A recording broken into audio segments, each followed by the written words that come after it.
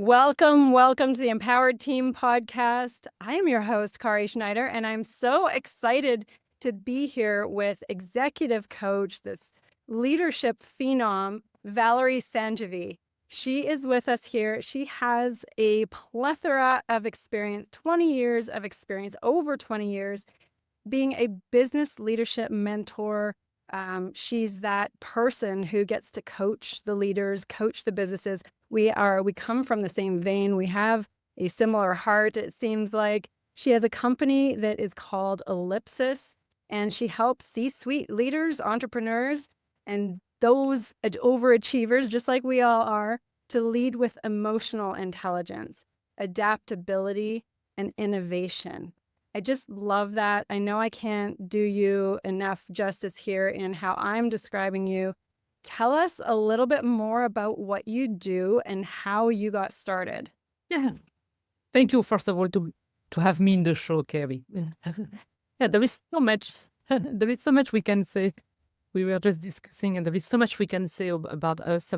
So what I do now, like I've been in this business that I'm currently for the past 12 years, going on 13. Like as a business coach and a leadership mentor. And what I'm doing is like really to be, this person which is, in the back pocket of leaders, overachievers, like you mentioned, people who are owning a business, a company, and this person who, because you need not necessarily advice on how you do your business, because you know how to do your business, you have skills, to do your business. You don't need me to tell you how to do your business.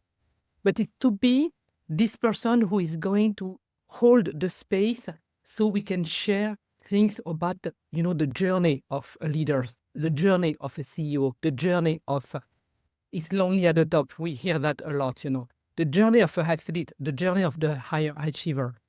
Because not everybody is that, and not everybody can understand what it means to be that. And sometimes, we the family and families, wants the best for us, of course, they can't always understand why we push ourselves, that much to achieve.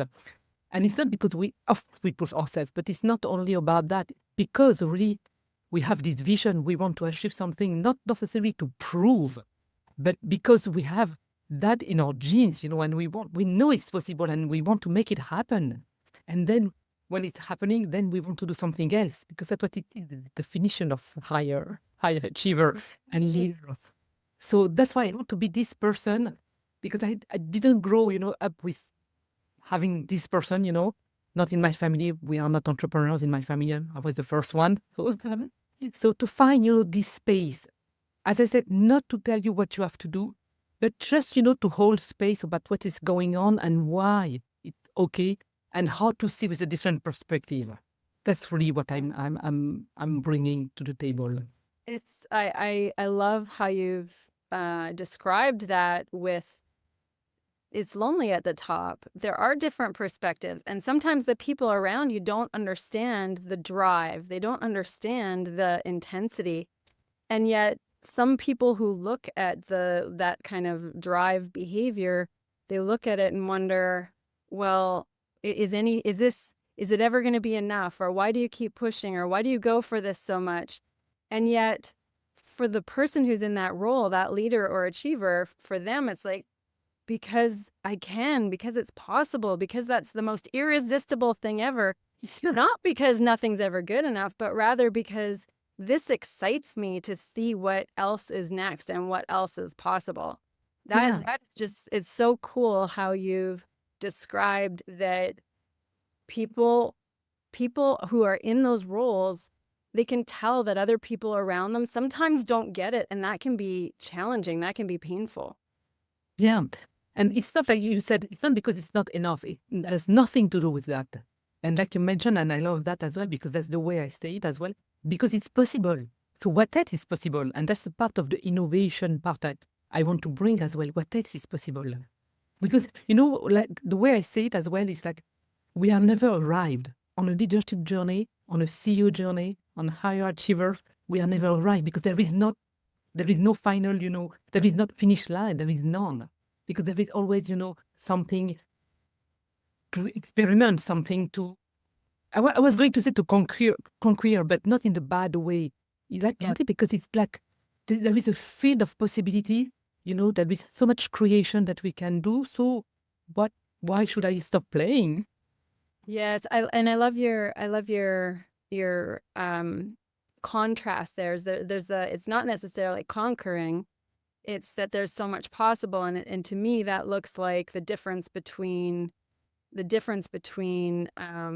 being really competitive just to win versus this positive rivalry to go, okay, I want to compete against you, but not to crush you, but rather to see what the potential is and how we can push each other and what else is possible. And that describes your innovation that you said, you're helping people to lead with emotional intelligence, adaptability, and innovation. Can you tell us a little bit more about those and how are those helping leaders in those bottom line areas? Like someone may not make the connection of, well, my emotional intelligence or adaptability or innovation, maybe innovation, but emotional intelligence, how is that getting me to the KPIs I need or the outcome that I need? Can you tell us a little bit more about that? Yeah, no problem. I love to. That's one of my main subjects. So I call it, even emotional mastery, because we need to master that. In terms when we are, leading, when we are again the CEO, when we are the one leading, the vision, the company, the team, we need to master the emotions. And what does it mean? It means for me, it's like to be aware, to reach the point. Let's put it that way: to reach the point where emotions are not triggering me at the minute they are, raising in my body, but I'm able to notice that this emotion is coming up, that I am triggered, but I don't entertain with this emotion at the minute that it's coming up. I'm able, to put it on the side and to finish the conversation I'm having, with the team or with another person, but not telling myself that this emotion it's nothing, just to put a cap on it. I'm not doing that either. So it's being able, to go back after the conversation is done, after, we did the meeting, and go back, at the end of the day or over the weekend. Don't wait too late, too much, because we need to figure out what was happening. And to be able to face that, knowing that it was not the other person doing that to me. The other person didn't do anything to me, but with the conversation that we were having, with the words that were used, then I felt triggered. So I need to go and look at that to understand, because this is a signal. That's the way I call it. That's a signal. So let's see what this signal is telling me. Because if I'm able to do that, I'm able to refine that. And next time it doesn't trigger me anymore. So that's why I say we need to go all those steps. That's why I speak about mastery. So what I'm hearing there too, with what you're saying, is that trigger where it's common that people might say, oh, that person triggered me or that situation triggered me. But instead, what you're saying is that circumstance or person didn't trigger you. Rather, it's revealing what's inside of you, whether that's a old belief, a wound, a fear, who knows?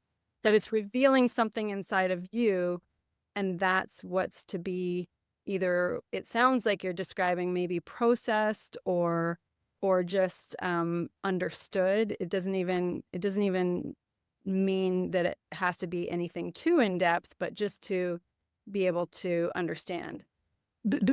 Yes, because if I take the time to understand, then it's already a process. Because by looking at the emotions and telling, okay, this is, it reminds me a memory. So let's get rid of that now, if we can. There is so many techniques to do that. But it's not about the techniques. It's about me being able, to have the clean vessel. I call it, the vessel that we are. The cleanest possible, because that's how we can hold the vision. Oh, this is so good. This is so good. I have a name for this. I love what you did. A clean vessel so you can hold the vision. I love that description. I'm gonna add something that I often say, and it's that, there's clean pain and there's dirty pain, or pain that we add so much more to, or our suffering. And And what it sounds like you're describing is creating this clean vessel allows us to be in greater alignment to not only who we want to be, but who we're creating for the future, which we have to be that person if we want to see our vision come to fruition. If we want that vision to be something that is in physical existence, then we're going to have to keep stepping into who the person needs to be in order to create that. And without the clean vessel on the day-to-day basis, then it makes it harder for ourselves and everyone else to make that vision happen. Does that describe? Completely. It means that as we are here to hold the biggest vision and to move forward, we are not stopping. So we need to stretch our ability to hold more. And part of holding more is holding more about what's in terms of emotion. It's not only emotions, but the capacity. How can I stretch my abilities? My abilities, I have to want to put it clearer, my abilities, to hold more at the same time. Because what's the difference between the one with at the top, the CEO or the leader, and someone with, and I'm just saying that, I'm not saying that in a bad word, the one with just managing the team or doesn't manage at all. What's the difference? Because people ask me this question all the time, and say, what the difference is that the one at the top can hold has bigger ability to hold different subject coming on the day. Like you have to deal with that now, and then you have to switch and deal with that, and then deal with that, and deal with that, and then you go home, and then you have to deal with the family. Not in a bad way, but Yeah, the ability to hold more. That's what it is for me. The difference between a CEO and someone who is not in charge of anything, and the willingness. what happens if whether it's someone in a leadership role as a CEO or in any other role or leading a family or a community, what if they feel like they can't hold that they're really in a space of overwhelm. They know people depend on them. There are stressful things coming at them. They know that for them, it might be hard to ask for help. They may not have a coach because most people don't, but most people who are at a top level do. And that's one of the reasons that they function well. But most people don't have a coach. So let's say whether they're at a top level or not, what do they do when they're facing that overwhelm? I can't take another task. I don't know how to emotionally deal with what's happening around me or what's happening in my world. What do you suggest there? That's a good question, because if I'm not able to take more, if I feel overwhelmed, it means that, and we don't want that I might be, a few steps away from being burnt out. We don't want that.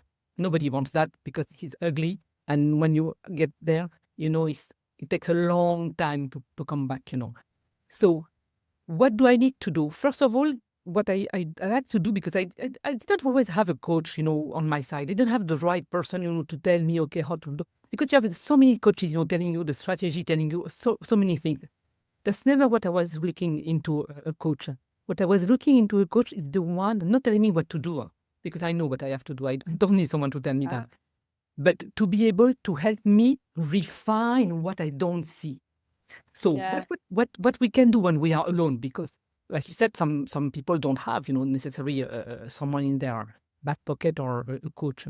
What I did for myself is like, I was able, if I'm not able to have someone, I'm always able to look at myself. What is going on here? I was able to refine, to contemplate. I spend, sometimes 2 hours and even sometimes even more over the weekend to process what happened, not necessarily to blame or to shame or to say it was wrong or to say it was a failure, because that's no use. We know we don't need that. But to say, okay, what happened? What was the signal? And then only by doing that, you can reflect on yourself. And you know what? I'm going to share something I never shared with anybody, but if you use AI in a good way, not, it can help you to unravel what's going on, with this reflection. But you have to be thorough. You have to go and not, let AI and the first answer. But it can be, something that you can deal with. Okay, help me see what I don't see. This happened. Tell me what I don't see. Because that's what we want. Tell me what I don't see. Give me a different perspective. So we can use AI as well for that if we don't have, everybody can access to AI today.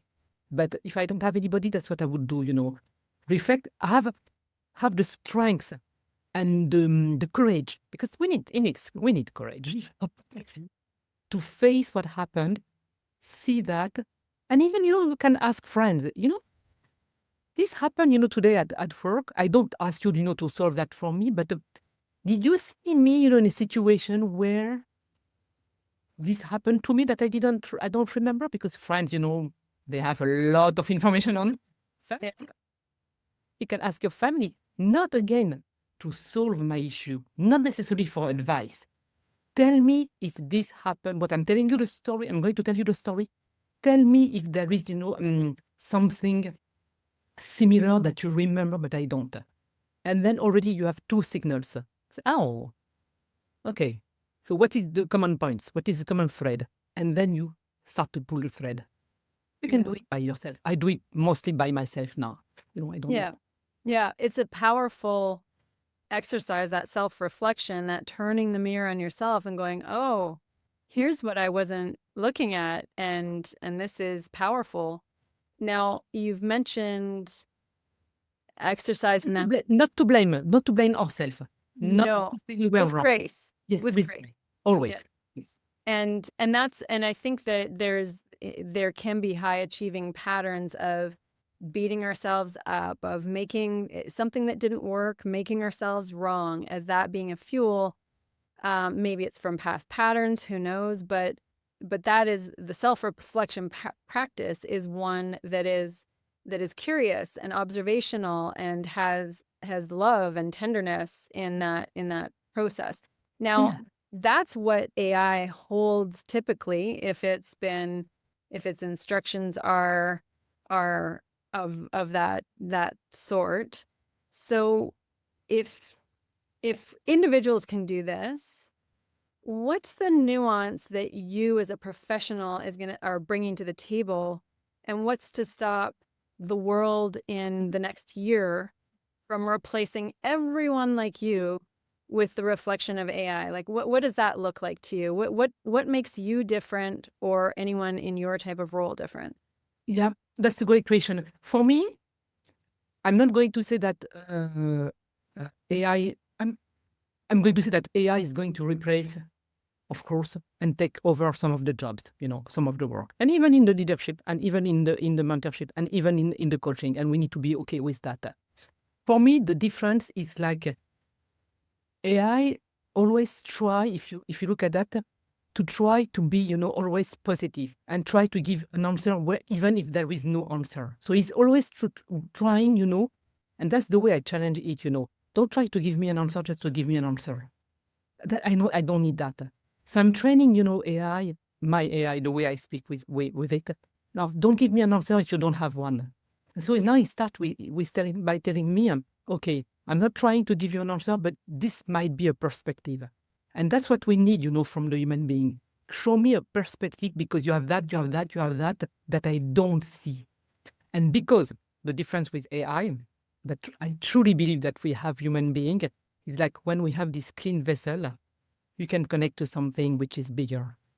And that AI might be at one point, we don't know, because we don't know what's going to happen. But I truly believe like we can have access to information, because we are the one feeding AI, and we shouldn't forget about that. So we have access to information, intel that you don't even know that you can have access to. For me, it's like you can't grasp the concept of what we have access to, because it simply is beyond our own personal reach. And so we don't even know what we would need to ask for, because it's so far beyond what we can possibly understand. Yes. And that's where, to what you're pointing to, is asking questions like, what am I missing? What don't I know here? What would be a higher level perspective? What is, if you were to champion this, what would it look like? If you were to play the devil's advocate, what would that look like? And it can stretch us, even though we're in a position as well of potentially being limited because we're not using our reach capabilities, but we can. Yeah. We can be limited, or we can use, but it's to me, what you're describing is that it's still the same in any context. We can't seem to ever, like you say, on the journey, get there or get away from what it all really is, which is constant discovery. Exactly. And that's what we have to keep in mind, that there is a constant discovery. And I can, say, I can be scared, with AI and say, okay, he's going to take over. But I can, still, refine myself, still be, cleaning this vessel, so I can have access, to other intelligence it's already there. Everything is there. We know that in the universe. There is so much that we are discovering, that at one point we thought that Earth was, flatter. And then, we know it's not flatter. So whatever we know now, it might be, only that what is available. And I think the way we might see AI the wrong way, it might be that we think that is not infinite, but it is. It is infinite. The possibilities are infinite. So I rather connect myself with the possibilities and the infinite than telling me, okay, AI is going to take my job. And if it does, I'm going to do something else. Mhm.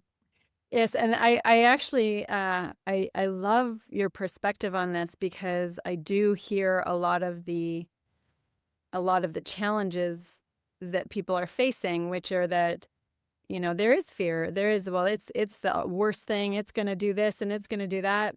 And yet, as humanity, we've faced that multiple times with different scenarios, whether it was um industry or the internet, or the, the technology of motorized vehicles or ships, or, like we've as humanity faced this over and over again. This could be existence changing in every way. And as a humanity, what we know thus far is that we're extremely adaptable. Exactly. And that's the point, exactly.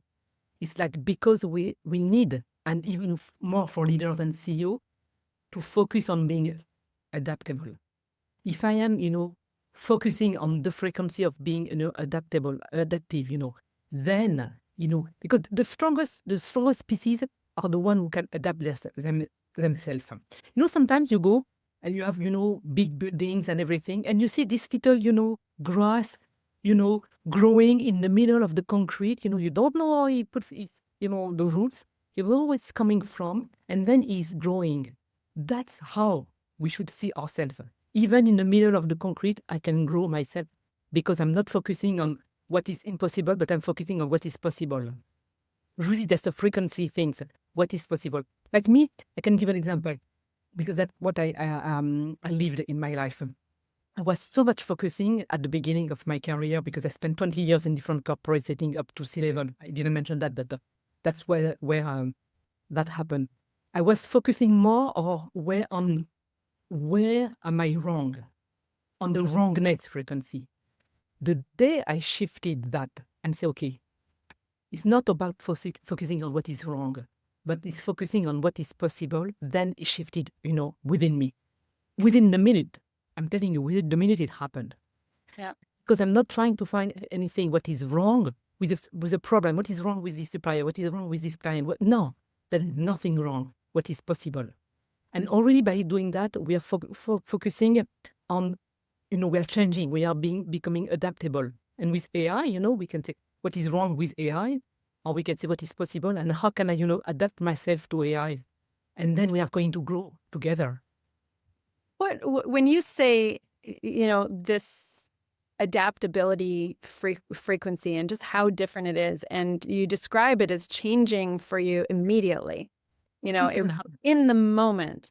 So describe that for someone, in that they're in the overwhelm, they're in the problems of work, they have a deadline, or they have outcomes that a board is expecting from them. What does that mean in real life terms for them in the moment to change that frequency? Like, describe more about that in that context. So let's say that I have this, things to give to the board, and I am, overwhelmed because there is so much to do, and then there is, something coming up, the team member, whatever, something is coming up, someone is sick, so we have to replace them, whatever is happening, because it's life, what we are facing. So I can say, okay, I'm overwhelmed with everything that is happening. I can't do it. I can't do it. I can't do it. It seems that I can't do it. That's already a frequency that I'm connecting to when I say that, okay. Or, okay, this situation is only showing me how much, I can stretch right now. So only by saying that, it's not that I can't do it, because then I'm focusing, I can't do it. But let's focus on, okay, this situation, everything, all the signals are showing you I need to stretch. So I'm focusing on stretching. It means that I'm juggling, with many balls, in the air. So it's okay. Okay. So I'm going to learn something out of it. I'm learning right now something. So instead of saying, okay, I can't do it, or I'm overwhelmed and I won't be able to study it, okay. Life is showing me that I can stretch more. Where do I need to stretch more? When do I need to hold? And what do I need to let down, for a minute? Because that I can't do right now. And it's a question of choice, and it's a question of responsibility. And then, if I focus on the frequency, of choice and responsibility, I'm taking the responsibility to put this down for a minute or for, a day or a week, it depends. I'm saying a minute, like generally speaking. I'm putting this down, but I'm taking the responsibility to put this down. And when we do that and we decide to do that, and it happened to me many times, when I decide not to fight anymore, because we are fighters sometimes, and not the good way of fighting. Fighting, to move and to discover and to keep moving in a courageous way, yes. But fighting to prove, fighting because we don't feel comfortable, fighting because we think that's what we need to do, fighting because we think that we need to do more than the other one, fighting because we think that we haven't done enough, that we are wrong. This is not the right fight. Okay, so it's going to bring resistance, actually, the fight, the second one. So it's kind of like, okay, life is showing me that. So I'm putting this here. It happened to me 2 times. Let's give an example. By 2 times, I was in a situation, actually, when I was finishing my study, I'm an engineer, and I was, finishing my study, and I was looking for a job. So, and at this time, I was looking, and you say, when you are a mechanical engineer coming from those big schools, you should be, finding job, easy, but it was kind of one of the crises. We had so many crises in our life. And then, the minute I said, okay, I did everything I'm supposed to do, because that it mattered. I did everything I'm supposed to do, to sending out resume, to answer, to reach out, to do everything I'm supposed to do. And then I have, okay, to put it down now. Not to fight, not to do anything. And then usually when you do that, something happened. It happened to me 2 times. The day, I say, okay, I'm okay. I don't know what else I can do. I did everything I'm supposed to do. So it's not sitting on my couch doing nothing and say, okay, it's going to happen. It doesn't work like this. But okay, I did everything I'm supposed to do to refine my resume, to see people who can help me, on refining or think a different way. And then, I surrender, I put it down. And then usually you let, life happen. Life is happening. And then it's showing you something that you wouldn't have done if you were still pushing. And it happened over and over and over. I remember when I switched, because I like to different example, because then people can relate to those examples. Because that was the first time I was looking for a job. And then when I left the corporate organization, I decided, not that I really decided, but I moved to entrepreneur.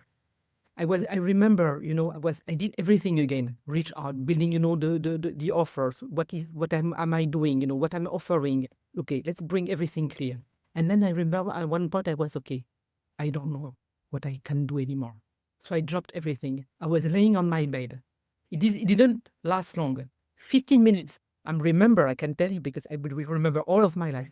15 minutes after, because I said, okay, I don't know what else I can do. The phone rang. And someone was asking, and then it opened a complete field of business. I was not even targeting that, because I couldn't even imagine that. Yeah. So that's why we have to be careful, even in setting goals. We see that let's life give you more, but we have to do what we have to do and look at the signals, because then of course we still have to do the refinement I was speaking about earlier. I I really want the listeners to hear this, because I think so many of us go down the path of fighting the good fight, and then convincing ourselves that that um, that we can't, or we've done everything we can. But there's a subtlety, there's a difference that you're describing in this surrender, in that you've said, after doing everything you're supposed to do, because so many people see this surrender as, well, I'll just wait for it to come to me. But the action is so key, because it keeps you in alignment with what you want, or what you're focusing on. If the action isn't there, you're not in congruence or alignment with what you're going for. So doing everything you can possibly do, and then surrendering, which to me sounds like this releasing of resistance. And as soon as that surrendering happens, then likely there's either something that's going to emerge, like you say, a signal. Yes. You said there's a signal of something that will emerge, that's either something else you can do, or something that's coming from all the actions that you took. Okay. And the surrendering is the being able to go through that process without this constant fight, or making something wrong with the way it's going, as though it's supposed to be going some different way, but rather being able to really continue doing all the actions that are required or necessary, or that are indicated for the context, and then going, okay, pause, surrender, let's see here. And then either something else is going to come up, or you are as another action, or something will come from what you've already done. It's so powerful. I really want the listeners to understand that how easy it is for us to get into the pattern of continuing to fight and make it wrong. And if I'm fighting it, then I'm making that wrong and going towards something that's right. And this polarizing one way or another doesn't really help us in the journey that's going to be going on for the rest of our lives, called the journey of our existence. Exactly. The way I like to say it is like, I'm good. That's one of my skills, to collapse the paradoxes.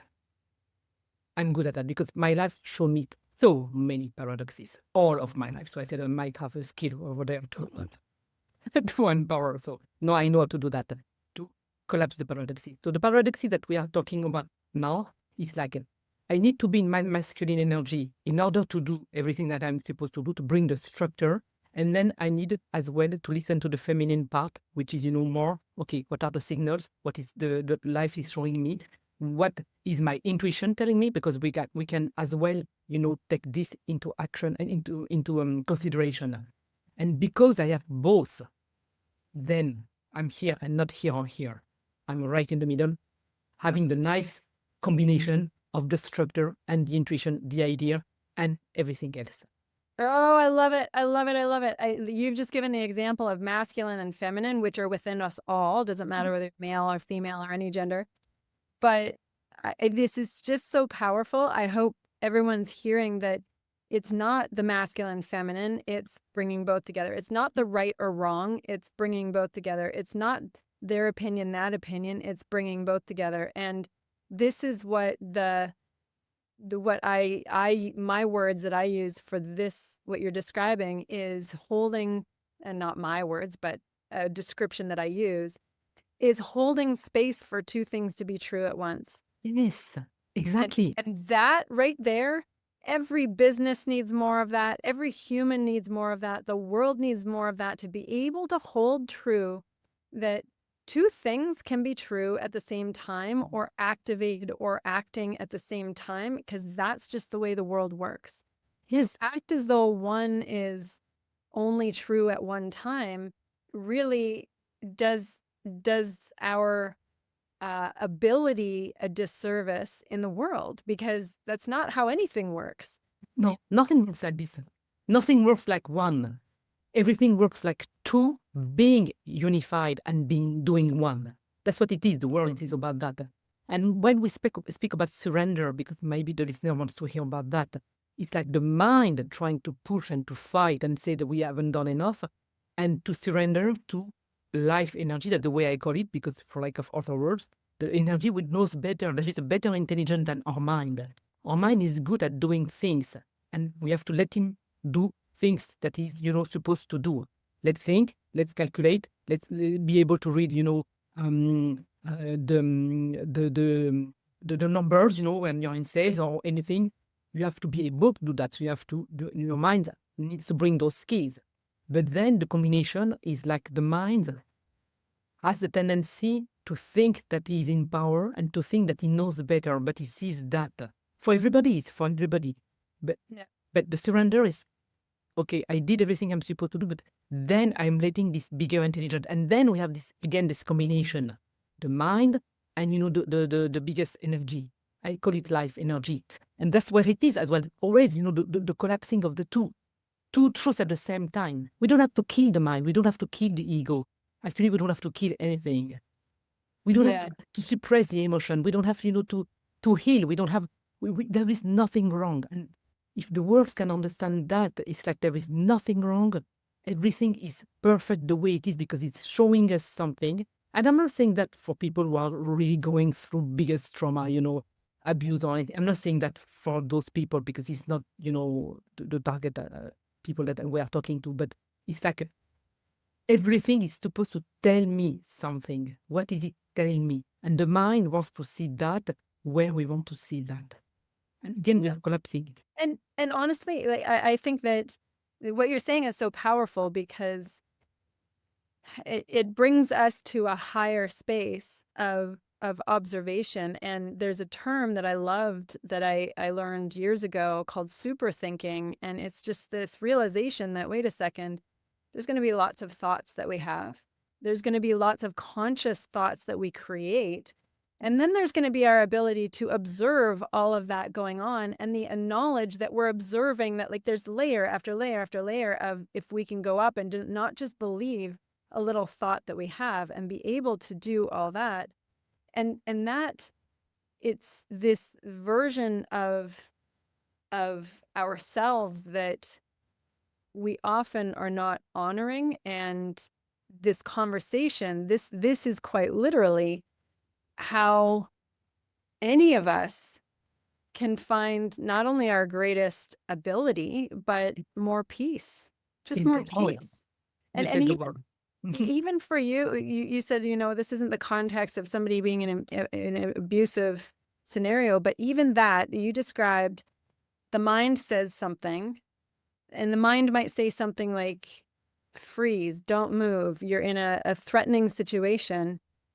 And yet when you bring what you called life energy says more, then if that's listened to in a freeze, don't move, stay safe, then the life energy that says more might say, this has been a lesson, it's time to move. Yeah. And it's really, it can be profound. It can be. And I completely agree with you. I agree with you 100%, 1000%, I might say. I was just saying that this is not, I wouldn't target those people right now because I feel that we are in this situation. We still need, someone, a therapist to help us because it's very difficult, for the nervous system, for the body and the emotions. Yes. So that's why I didn't want, to diminish the fact that it's very hard, on the body and the emotions. That those type of trauma that some people are going. That support is needed. That's not the scenario of we're self-reflecting, where it's the scenario of get support, get help. Yes, amazing. Now to really, and I want to make sure that people understand. You've described a couple of experiences for yourself.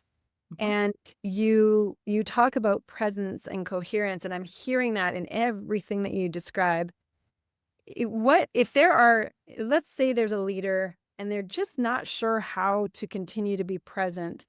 Can you give a description? I have my own definition of that, but I would love to hear how you describe presence and in a leadership environment. We all are leaders in various ways. how can we have more presence? And the reason I'm asking this is because I just think it's so critical in a day and age that is so technologically focused, and with AI coming on hot and massively. Tell us about presence. How can people, if, and maybe this is too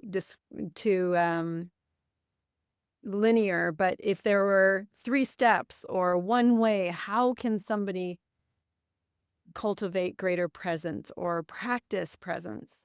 Oh, I love this topic. I'm going to give you an example, and then I'm going to narrow down.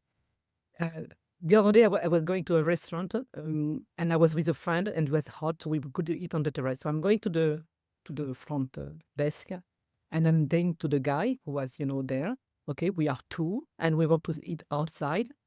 And what else did I say? I said, I don't remember the third one, but at least I said, we are 2, and we want to eat out. We want to eat because it was not only for a drink, we want to eat, and we want to eat outside. What was the first question of the guy? How many are you? Okay, I just told you that we were 2. Do you want to eat inside or outside? I think I just told you that you want to eat outside. Are you here for your drink or to eat? I think I said as well that we are here to eat. So for me, it's like, okay, presence can be as well already as simple as that. Someone is talking to me. Am I listening? I might not agree, like I was saying, like a personal life situation, but let's bring back to work and to business. I might not be agree. I might not agree, with this person, but I can still listen. And but because what we are trying to do with our mind is trying to prepare, to fight, to justify, to prepare the other answer. Yeah. Whether that if we are listening, you will see that the correct answer, what is supposed to be said right now for this person in this situation at this, hour, is that and not something else. And this requires, again, the presence to what is happening, in which type of environment I am. Because right now, like something that you said before, which truth wants to come out for this situation? So for me, presence is to be present to the truth that is supposed to be for this situation. Like a kid. A kid is crying. Maybe for the truth for him, like, is like to have a hug. Maybe even if he did something he was not supposed to do, and he did something, he did a mistake that he was not supposed to do. Maybe what he needs right now is a hug. And then, of course, later on, the truth is going to be teach, as he's a kid, okay, why it was wrong to do that. But right now, what is the truth?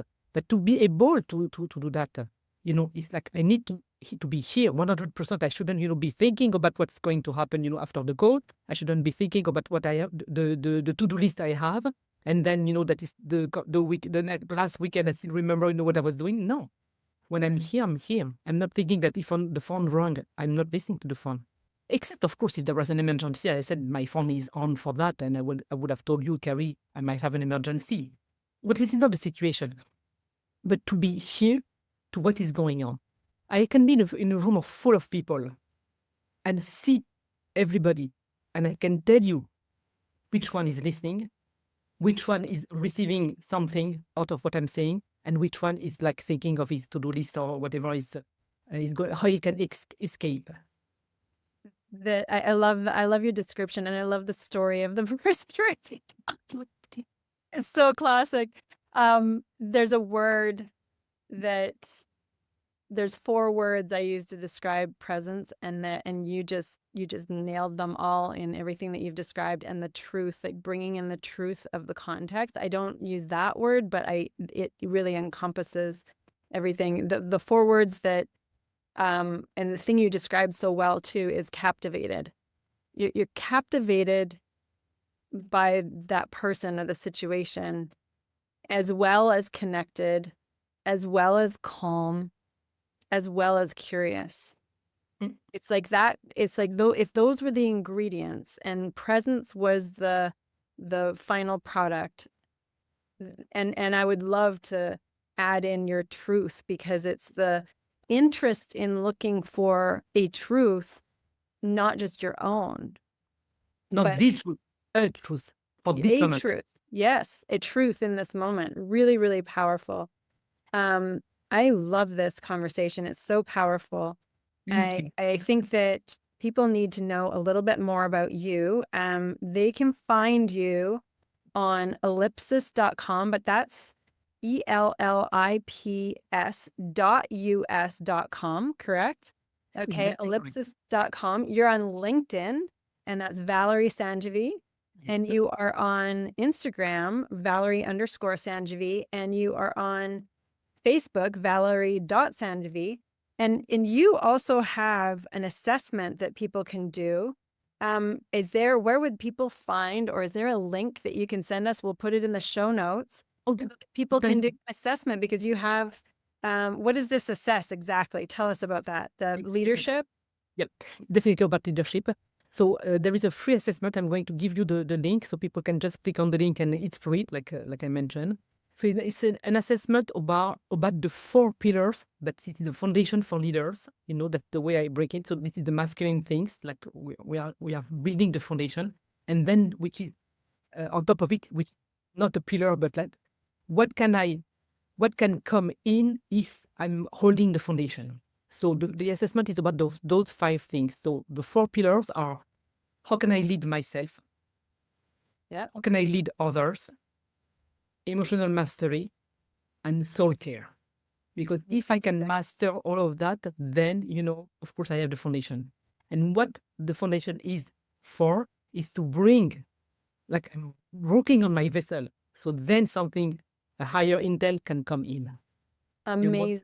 You can call it the way you want for the higher intel. And there is a part of the assessment is about the higher intel. So it's always good, you know, to see where we are at. You know, nobody's beginning, you know, in the show, I don't think. Nobody, and even if there are, you know, we can take the assessment anyway.